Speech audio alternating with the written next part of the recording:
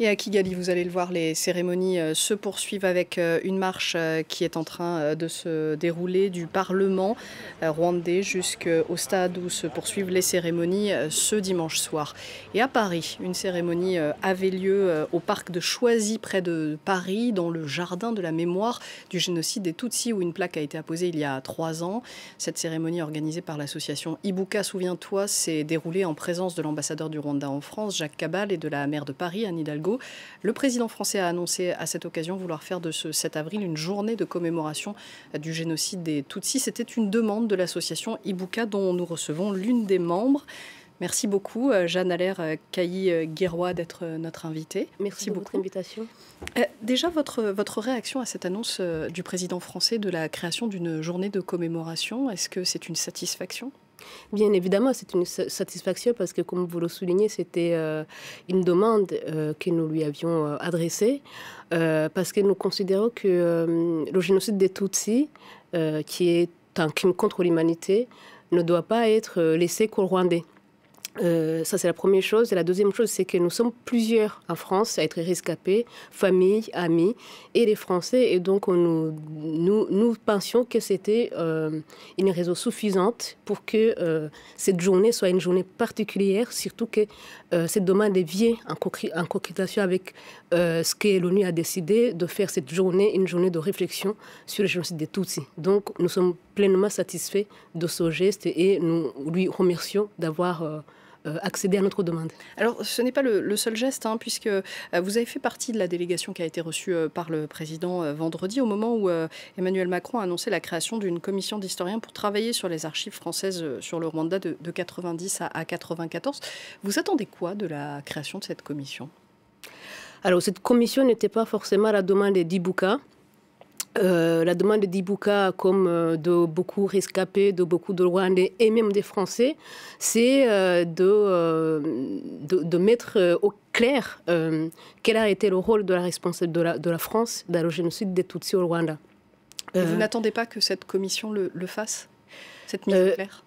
Nous ne pouvons pas juger avant qu'elle n'ait commencé son travail. Par contre, ce que nous pensons, c'est aussi mon avis personnel, c'est que la solution réelle aurait été que les archives soient ouvertes et accessibles à toute la communauté, en tout cas de chercheurs. Donc cette ouverture qui est plus ou moins fermée, nous l'accueillons, nous acceptons cette commission et nous espérons qu'elle arrivera à mettre en lumière toutes les questions qu'on se pose aujourd'hui. Mais nous ne savons pas pourquoi l'accès a été limité, mais enfin, attendons de voir ce que cela donnera lorsqu'ils auront commencé à travailler. 25 ans après, vous pensez qu'il y a encore beaucoup de travail à faire sur la mémoire du génocide, notamment en France ? Vous savez, le génocide, c'est quelque chose de tellement complexe, en tout cas pour les gens qui l'ont vécu, que 25 ans, c'est très peu pour arriver à essayer d'expliquer, ne fût-ce qu'un tout petit peu, comment ce génocide s'est déroulé, expliquer les mécanismes, alerter en France, alerter la jeunesse pour que cela ne se reproduise pas. Dans le monde entier, d'ailleurs, ce n'est pas qu'en France.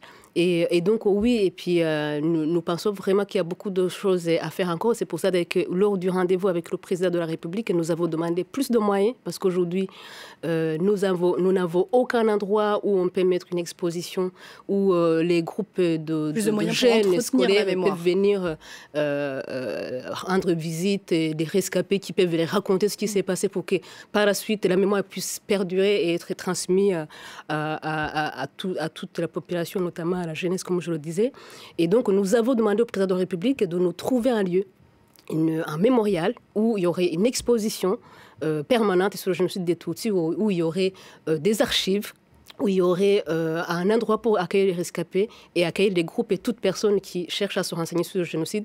Donc, et nous espérons bien que les gestes qu'il a posés ces derniers jours ne vont pas s'arrêter là, mais que cette question sera aussi traitée, et c'est ce qu'il nous a promis. On a demandé aussi au président de la République, et par ailleurs, de créer un monument national, puisque jusqu'ici, il n'y a que les collectivités locales qui ont pris la décision de nous donner des plaques. Bien évidemment, la mairie de Paris, en premier, qui nous a donné celui de mémoire, qui a accueilli aujourd'hui la cérémonie que vous avez évoquée. Et donc, nous espérons que tous ces gestes, toute cette place que le président de la République est en train de donner au génocide des Tutsis en France, va inciter tous les autres élus, beaucoup de communes, à poursuivre et à travailler vraiment sur cette question de mémoire en France. On a parlé de la mémoire, mais 25 ans après, vous qui avez vécu le génocide, vous avez perdu un père et une sœur. Est-ce que la douleur passe avec le temps? Est-ce que le temps panse les plaies ou est-ce que c'est toujours aussi difficile aujourd'hui de se souvenir de ces événements? C'est toujours aussi difficile. Et en particulier aujourd'hui, où d'ailleurs j'ai une pensée particulière à ma sœur qui a été tuée aujourd'hui. Mon père a été tué demain et plein d'autres. Quand je dis 2 personnes, et non, c'est plutôt proche de 40 et encore on arrête de compter à un moment donné parce que ça en est trop. Non, 25 ans, c'est rien. Un génocide, c'est quelque chose de tellement énorme que de toute façon ne s'efface pas. Par contre, la douleur peut s'atténuer à la condition qu'on arrête justement de nous provoquer, de nous demander de nous expliquer et qu'on nous laisse vivre notre douleur dans l'apaisement, qu'on arrive à nous reconstruire, à transmettre cette histoire qui est quand même incroyable et à essayer de vivre comme nous pouvons cette seconde vie qu'on a bien voulu nous laisser. Et donc, non, 25 ans après, la douleur, elle est encore là, elle est vive, mais on n'est pas seul justement aujourd'hui parce qu'il y a beaucoup de gens déjà qui commémorent avec nous. Merci beaucoup d'avoir été notre invité, merci beaucoup d'avoir témoigné sur notre antenne, Jeanne Allaire Kayi-Guiroy. Je vous remercie. Et toute la journée, France 24 vous propose une programmation